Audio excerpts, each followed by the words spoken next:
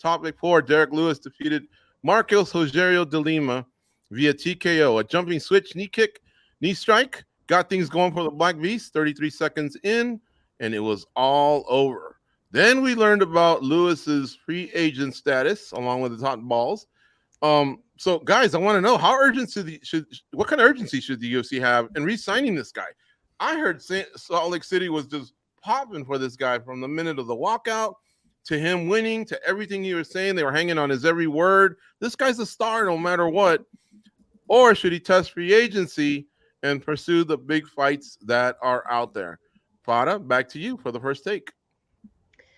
It's tough, right? Because Derrick Lewis said he wants to stay with the UFC, and Derrick Lewis has proven to be a guy that can be a star on his own. It doesn't really matter who the dance partner is. This guy's fought everybody. That's my only concern. Like, who's left for him to fight in the UFC? And he said he has another title run left in him, but this guy has fought kind of the rising stars, the Sergey Pavlovich. He's fought for the interim belt. He's fought Francis Ngannou. He's fought everybody. So I just wonder who's really left for him to fight in the UFC. But seeing what he said, wanting to re-sign the UFC, having another title run in him, I think the UFC should re-sign him. He stole the show, and it's crazy to think that this guy was on the prelims and then he got bumped up to the main card after the cancellation of Wonder Boy's fight, and look what he did. This guy knows how to capitalize on his mic time and even media day. This guy is just very unintentionally funny. Had the crowd on their feet. His post-fight celebration was hilarious. So, yeah, I mean, if you're the UFC, you want to re-sign Derrick Lewis. Now, of course, everybody's talking about the Francis Ngannou rematch and him,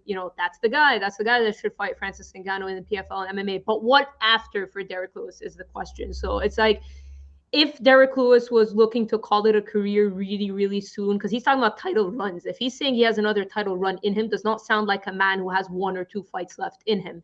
But if he were to call it a career very soon, then yes, I would say Ngannou's the right play. Make a big bag. Doesn't matter what the outcome is. Get out. But if he's talking about wanting to stay in the UFC and having another title run in him, does not sound like a man who's done fighting. So that's why I'd say if you're the UFC, you want to re-sign this guy. He's a star. He's entertaining. Company leader for most knockouts in UFC history. He's reclaimed that. I'm sure he doesn't mind putting a few more so he could be ahead of the race. Mm-hmm. All right. Goes, how about you? What are your thoughts, man? He's got some abs too. Let's not forget. Taking it more serious now.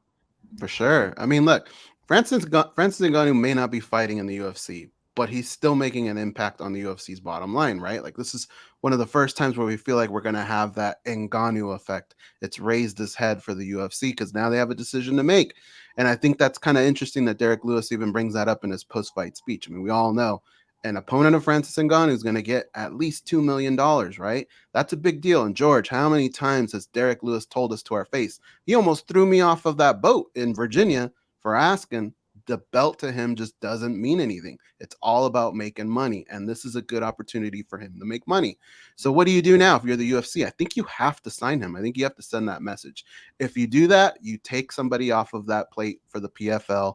It forces them to find somebody else to kind of make people want to tune in and watch Francis Ngannou fight. If Derrick does go to the PFL and he gets a win, I think there's just no way you don't do the rematch, right? You put that much money into Francis Ngannou, you got to do that. And I have to imagine, again, that's another $2 million. That's $4 million that Derrick Lewis could possibly make over there. So it's really interesting what's going on here and to see the effect that this is finally going to have on the UFC and for fighters. Like, really, the people that are winning right now are the fighters in general, right? Because now you're starting to see a little bit of change.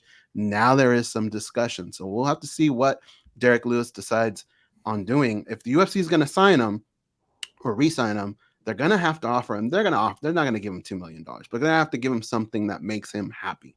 And sometimes that's hard to do with Derrick Lewis. So it's going to be real interesting to see going forward. But that Francis Ngannou effect, it's here, and we're going to see this happen more often.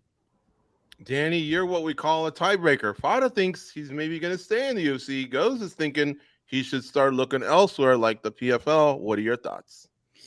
Yeah, this is a tough one. And there are some key details that I think we're missing here.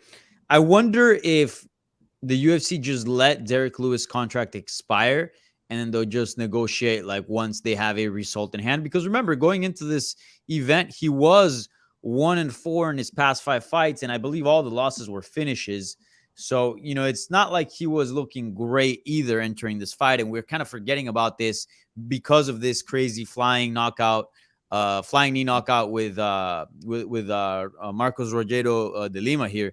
But I think that vastly changed the narrative. If he would have lost here, I think the narrative would have been completely different. And maybe there wouldn't have been that much appeal to see him against Francis Ngannou. But now things are vastly different. So I wonder if the UFC let the contract expire, or if they actually actively try to re-sign Derrick Lewis. And he's like, you know what? I heard the news of Ngannou. I want to test free agency and see what my fortune turns out to be by fighting out the contract. So I think that's a key detail, because if he did choose not to re-sign with the UFC and a contract was offered prior to this UFC 291 fight, maybe he does really want to go to PFL, and maybe he's just saying, hey, UFC, I want to stay here to see if the UFC adds some zeros to his check. But certainly with a big possibility or a big interest in entertaining the idea of moving over to PFL. But I would agree with Goes. I would side with Goes here. Like, yes, he said he's got another title run in him, but at the same time, if you look at Derrick Lewis, he is the definition of a prize fighter. He doesn't really care a ton about the belt. He cares about the belt in the sense that it'll bring him more money. But if he can make money without the belt, he's also fine with that. Also, he's had tons of injuries in the past with his back. He says that his health is good now, but those injuries usually don't go away, right? He's also risking his health every time he steps in there. He's got almost 40 professional fights, so I don't think he actually wants to stick around for a very long time. He just wants to make as much money as possible.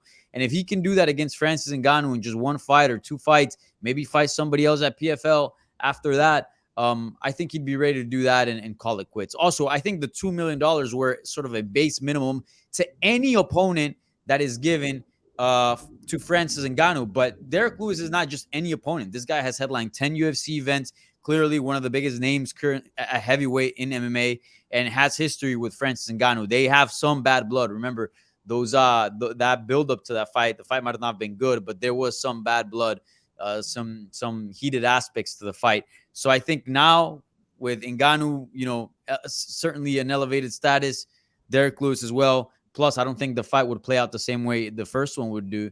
I would assume that the PFL is just going to write whatever check possible, more than $2 million, to make this fight happen, because it's the best possible scenario that they have. Literally, like, outside of John Jones and maybe Pavlovich, but even then, Pavlovich is not nearly as known as Derrick Lewis. Really, I would say outside of John Jones and maybe a trilogy with Stipe, who else would be the most interesting challenger for Francis Ngannou in MMA? I'd actually argue that's Derrick Lewis.